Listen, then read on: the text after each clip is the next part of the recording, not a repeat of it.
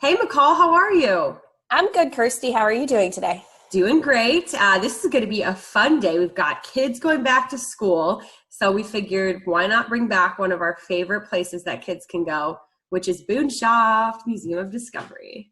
I know I'm so excited because it's an interactive vodcast today. So hopefully, if you're listening, you can follow along. But it might be better to just go check out the podcast version and do the activity along with us. Exactly. So our guide today is going to be Jason Heaton, which you have heard from him before. He's our Director of Astronomy at Boonshoft, and we had him on a couple podcasts ago, and he mentioned that, we had asked, what can kids do now that we've got different social distancing guidelines, and, what were kids doing in the summer? And he mentioned that Boonshoft actually has a ton of virtual things that they can do, and different programs that Boonshoft has put together. So we are going to talk with Jason. Hello, you could probably already see, you already see him. Good afternoon, Jason. You want to tell us a little bit about what we're going to do today, and then maybe when we're done, we can talk about some of the other activities that Boonshoft has to offer. Of course, yeah. This is an activity that we've done with several programs, including some of our online scout programs. And it's a short segment, and it relates to Moana, or I should say Moana relates to it. So if you've seen the movie Moana, you'll appreciate this, and it's a lot of fun. It's a little bit of a game, and you two will be my players in this game. Ooh. Oh, no pressure. That sound good? Yes. Yeah, sounds great. Are you ready to try it out? Yes, I think so. Do it. Okay, I'm going to start sharing my screen over here, and in just a moment, first things first, I'm going to share a screen of showing you where I am right now, which is in the planetarium. And if you've never been to the Boonshoft, the planetarium is my favorite part of Boonshoft. Very cool. There's people there right now. Yeah, there aren't actually. This is a 360 video from YouTube, but I wanted to show you, for those of you who haven't been in a planetarium, this will give you an idea of, how you sit in a theater and you look up. So, well, right now you're watching on maybe a laptop or a computer, but you're watching a rectangular screen. In the planetarium, behind the scenes, our screen is a circle. So that's what we primarily work with, is a circular, a spherical image. And this gives you an idea of that. So now that we've taken a look at that, I'm going to share what my actual screen is in just a moment here. I loved that. So you just got a little inside look there at the planetarium at Boonshoft. If you had never been, hopefully that just convinced you that you should go see it, because that was really neat. Yeah, so this is actually what I see. Okay. This is what I see day to day, and then we created a lot of this. So when I was saying about a spherical screen, this is how I see. This is the top of my dome. You have to imagine that. This is the front, what people see when they're facing forward. And then way back here is behind me. And I know that's a little weird, but it does. Yeah. You all need to know that. I just wanted you to know that here's a picture of Dayton. Right, I was going to say they're at a riverscape. And we can project the sky and change it however we might want. I can get rid of these clouds. And I'll do this first where I can show you what it will look like actually tonight. So we'll set the sun here, and the stars will come out. Yeah. I did it very fast. Of course, sunset's not that fast. But if you go out tonight, you can see several planets, right? There are Jupiter and Saturn are visible in the evening sky. There they are. Oh, neat. And if we wanted to make them really big, we could. It won't look like that in real life. It won't look like that. It just looks like a dot. It's so far away. But also we show the constellations, and I wanted to show you this one right here. So constellations are like connected dot patterns in the sky. People for forever have connected the dots, and I will ask you. So if I connect the dots over here, way in the back, and tell you that's an animal, what animal do you think that is? A bird? It is a bird. That's right. It's a swan called Cygnus the swan. Now this connect the dots is a little bit more difficult, right? Here, again, it's an animal, but it might be, or an insect or arachnid. Here, I'll show you. It's a scorpion. I was going to say a scorpion? That's right, yeah. That is Scorpio. It's one of the zodiac constellations. And the ancient Greeks, on one side of the planet, looked at this and said it was a scorpion. While on the other side of the planet, in the Pacific Ocean, they saw Maui's fishhook in the sky. Yeah. So this is the same pattern, but different people on different sides of the world saw a different pattern in the sky, but it's basically the same connected dots pattern. And there it is in the sky, and you can kind of see that fishhook, right? Yeah. And this was how they used their ships to navigate. So if you're facing a boat towards the fishhook, you know that you're sailing roughly south. And that's one of the ways they used patterns in the sky. Now I'm going to fade this out, and I'll show you a little bit about what I'm talking about.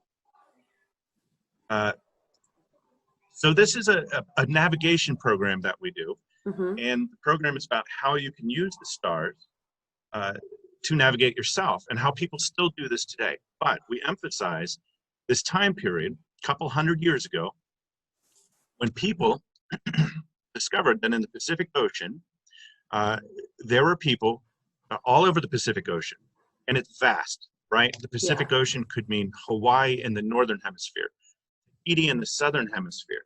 It could be Easter Island. Anyway, the Pacific Ocean takes up, like, a good portion of the earth. And it was discovered that all of the people on different islands in the Pacific were speaking the same language, were sharing the same culture.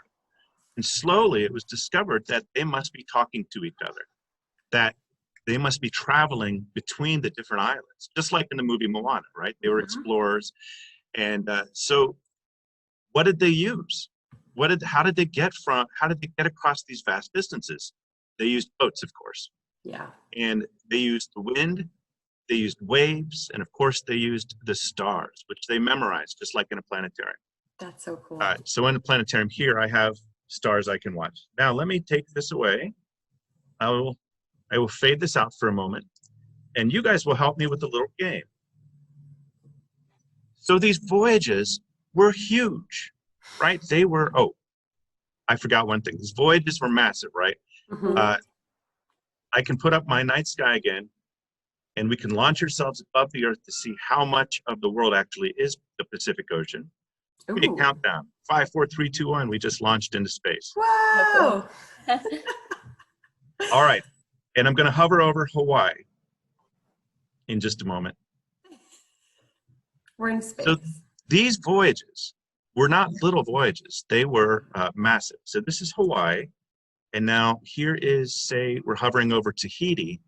Look how much of the world this is, right? Yeah, that's crazy. A lot, yeah. This would be tantamount. So a voyage from, say, Hawaii to Tahiti took a month, 30 days at sea. And this would be similar to if you were in Dayton, Ohio, which we're kind of above now, to traveling all the way to the capital of Ecuador. So that's the kind of journey you would take. But these voyages were done with no GPS, right? Nothing. They just had the stars and the wind to guide them, and the waves below. So you are now in my game, and the game is simple. It's going to flash here in a moment. Imagine that you are at sea. Imagine you are on one of these boats. You are the navigator. You might be Maui or Moana or just a Polynesian navigator. And it's your job to get everybody there safely. You might have 20 people in your boat with you. You've got some water, you've got some fruit, and you have to make this long journey. So you need to know the stars. Now, the most important star to us in Ohio, for instance, is called the North Star. It never seems to move. So let's take a look at that star. I've kind of zoomed in the stars a little bit so that you can see it. We'll pretend that it's turning into night, and the navigator might get up and he might look outside and see where we are on the Earth. Because if you change your location on the Earth, the stars look a little bit different. All right, this is Polaris, also known as the North Star. Polynesian sailors called it Hokupa'a, which means the star that stands still. Okay. Why is it important? No matter what time of night it is, everything else might move, but the North Star seems to stay in the same spot. Yeah. So that's very important. The only time it changes is if you move on the planet.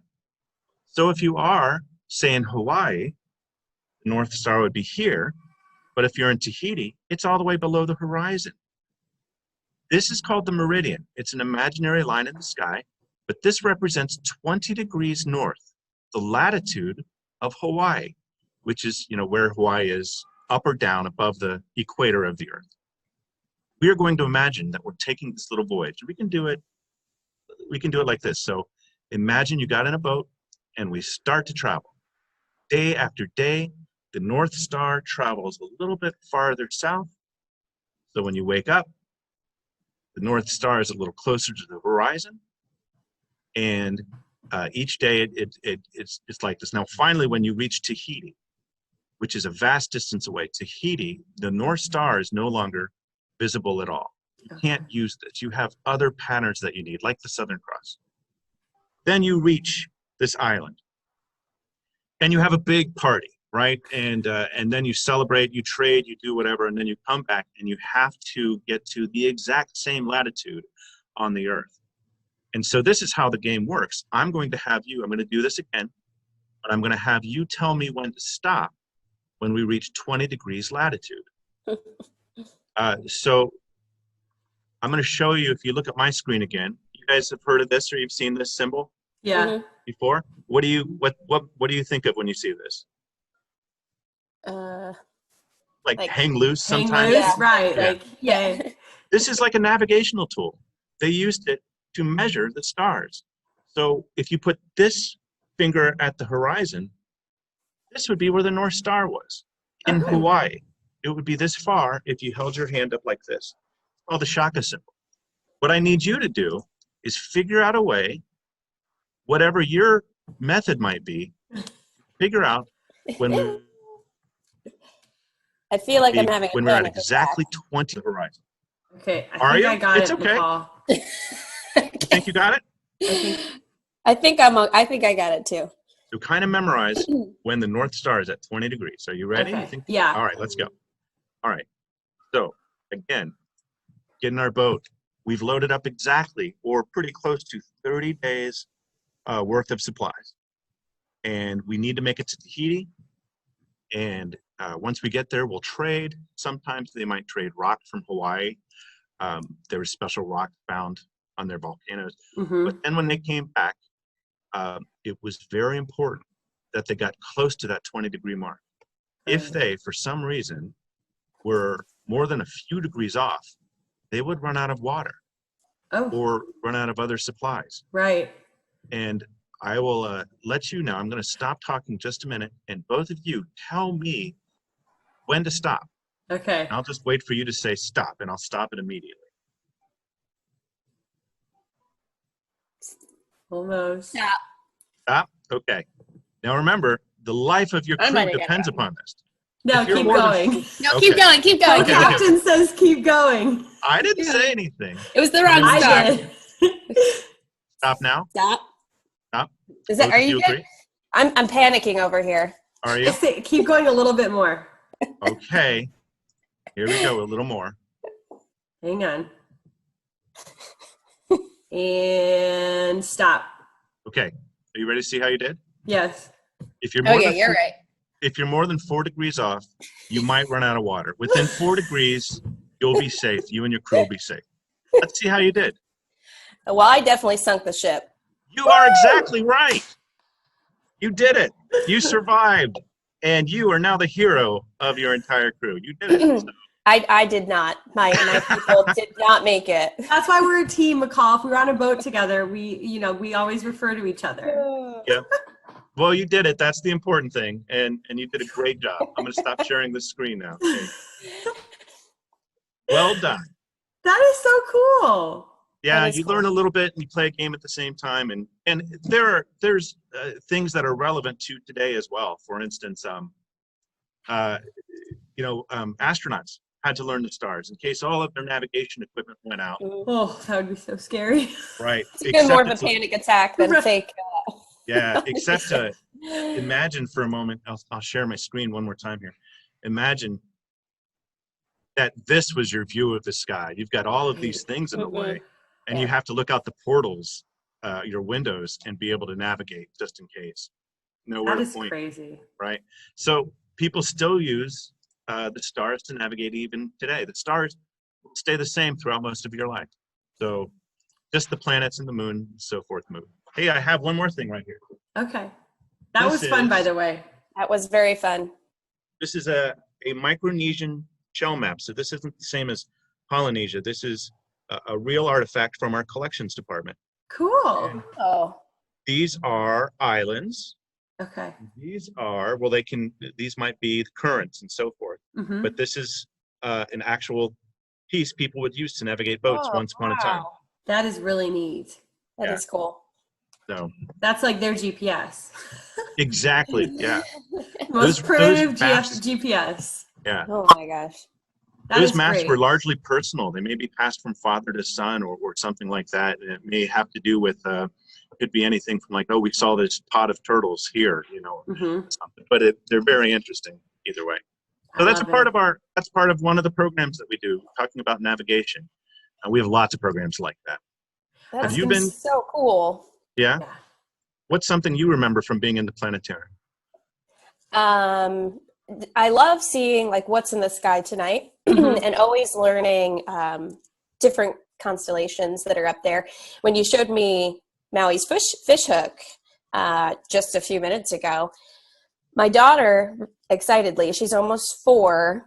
I told her about the planet Saturn and Jupiter, and we picked them out in the sky. And then a week later, we were outside with the neighbors, and she goes, "Those are planets." And the neighbors were like, "What?" And I was like, "She's right." And they're like, "Really?" And so then they jokingly were like, "So Gio, what planets are they?" And she's like, "Saturn and Jupiter." I And love it. then they looked at me, and I was like, "That's right." And so, but now I saw when you brought up tonight's sky, which obviously this changes through the year, that Maui's fishhook will be to the right-hand side of those 2 planets. So while Correct. we might have enough clearing tonight to see it, Mhm. but that makes me excited that I can now point out something new, and Maui's fishhook is something that she might remember from the movie, and so then maybe she'll surprise the neighbors again this weekend and tell them Maui's fishhook is in the They sky. show the stars several times in Moana, and they talk about navigation and techniques and so forth. They did their research, and they did a very good job of talking about this. And I've had a lot of students become very excited in the night sky just based on that movie alone. So I love that movie personally, and of course, it's easy to memorize from start to finish, right? Yeah. So. That is really neat when a movie is so popular and then, there's actual like some historical truth or something with science that can be applied to it. And how excited Gia was to know the planets. I do think when you're a child and you have that first experience of finding something in the night sky, knowing what it is, it really sticks with you. And, Yeah. I mean, I'm still a nerd about it. Since I was little. I am too, by the way. Clearly, as we're all podcasting and talking about space. I know. Kids But planets are definitely my favorite thing to see in the sky. Yeah. I just think people forget that they're, for the most part, either in the morning or at night, you could pretty much always find at least one of them.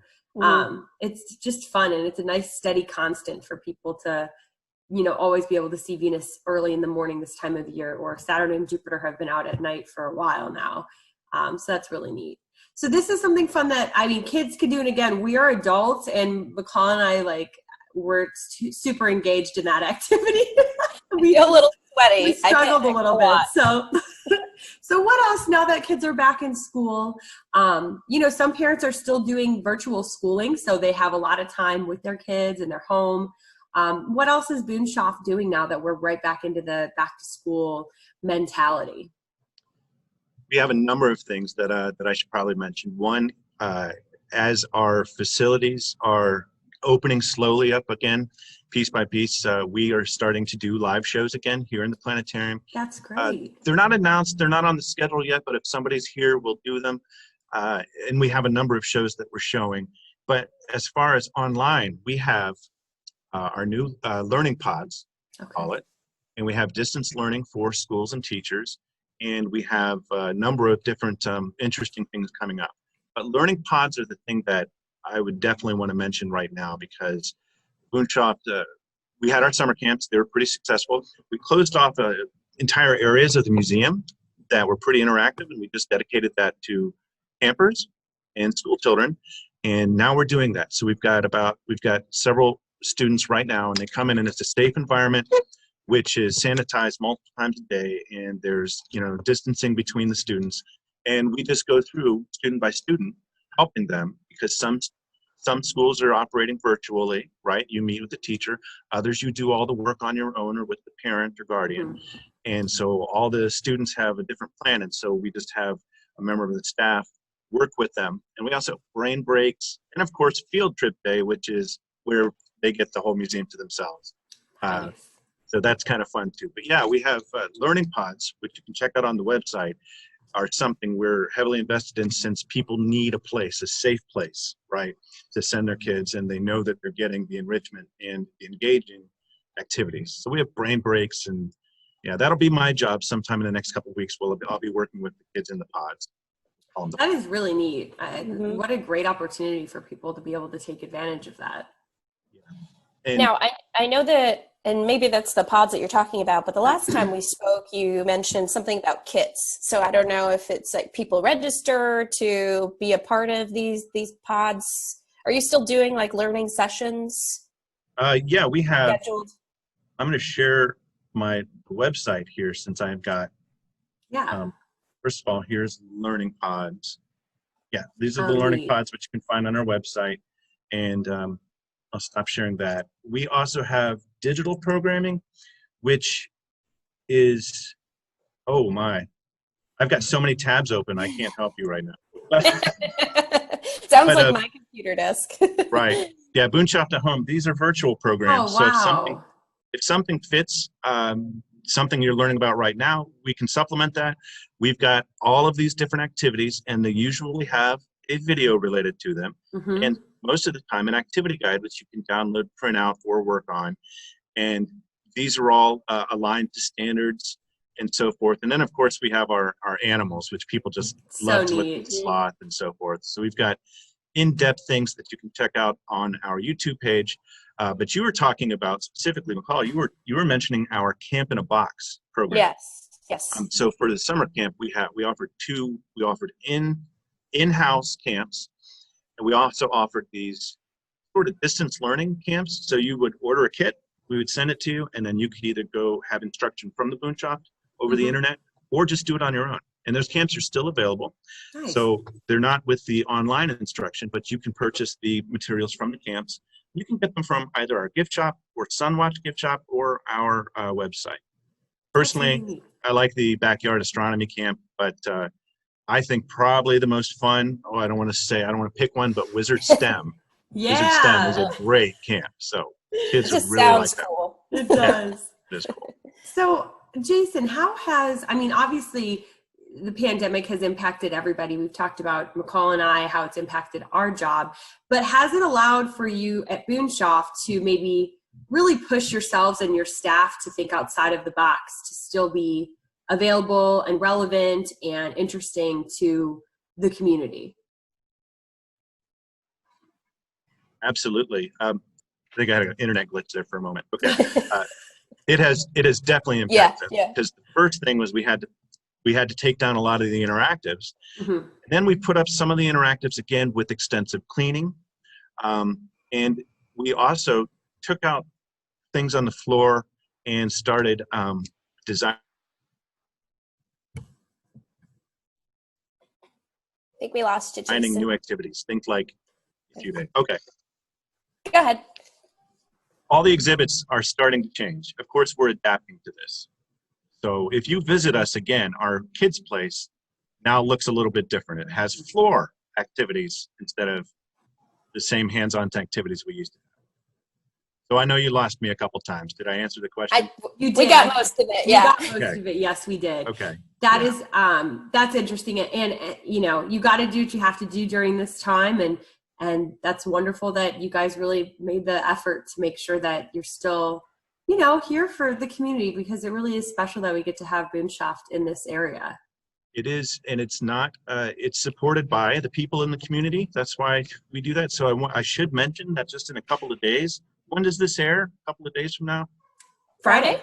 Friday. We have an online auction coming up. September Cool. 5th. So that'll be, and we've got a whole bunch of really cool items. They're part of our gala, which of course is online this year instead of anything else. So if you're interested, our Boonshoft Bash is coming up, but the auction, you can join the auction whether or not and bid on these different items. And that helps support us and of course the animals who are here all the time. And no matter if we're closed or not, the animals still need to eat and so forth. So I should mention that you can help that. You can help. And I know that our community really does love the Boonshoft. And when everything was happening, I know I was talking to other mom friends of mine that are, have kids my daughter's age and even a little bit older. We're missing that. That was something they could do when it was rainy outside, or, anytime there was something cool happening, to be able to go, and to not have those things now is a little hard. And then as we get into the colder months of the year, and there's not so many outdoor days anymore, the Boonshoft, I know, was a really good resource. So I'm happy that you guys have created all these things and activities for our kids to do. Absolutely. I'm a parent too. And so I know how hard it is to not be able to go to these places that we all just kind of took for granted once upon a time, right? Yeah. But there are still options, and people are still working on these things. So, wow, we appreciate you guys. Yeah. I shared my screen one last time to show you this as one of the items up for cool. bid in the auction. Whoa. That's a replica of one of our fossils that we have here, and we made a mold, and this is a professionally done replica that you can bid on in our auction. I was gonna say that looks so real. That looked like so what animal? What animal? Yeah. Saber-toothed cat. That's Whoa, I was gonna say something. Yeah, those teeth. That's crazy. That's so neat. Yeah.